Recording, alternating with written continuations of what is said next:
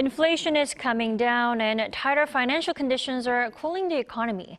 And ahead of the U.S. Central Bank's first Federal Open Market Committee meeting of the year on Tuesday, we ask whether or not the Fed will get any closer to ending interest rate hikes this year. To answer that question, we're joined by Mr. John Beirne, Vice Chair of Research at the Asian Development Bank Institute. Good morning. Good morning. So first off, the first Federal Open Market Committee, the FOMC, will set the mood for rate policy for the new year. Now, market watchers are expecting yet another baby step this time. Are you on the same page? Yes, I think the consensus expectation is for a 25 basis point rise.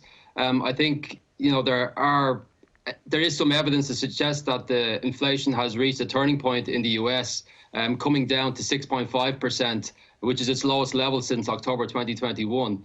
Now, of course, it's still a long way from its inflation target of 2%, but the Fed will be interested in driving towards a soft landing for the economy. So it will be probably exercising a smaller rate cut than what we have seen during 2022.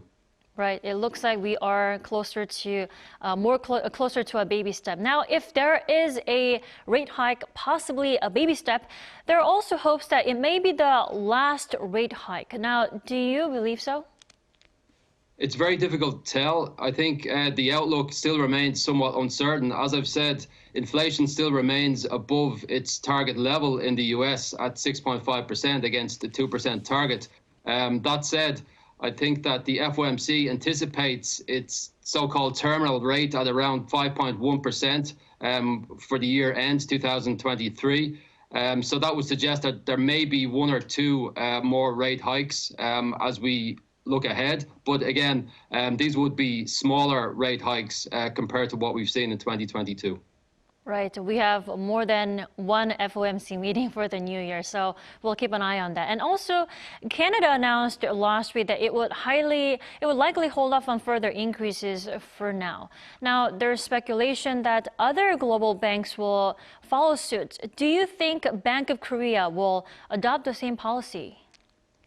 Well, I think that, it's clear that U.S. monetary policy decisions have implications for global central banks. We saw that in 2022 when central banks around the world were forced to increase their interest rates to follow the Fed.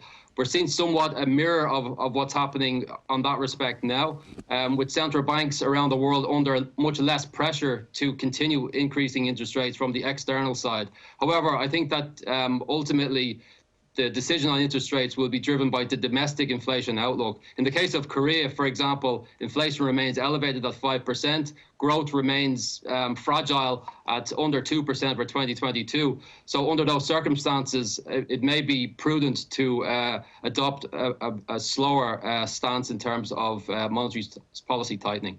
Right. Economic situations in different countries do play as different variables for the rate hike as well. Now, thank you for your time this morning. Thank you.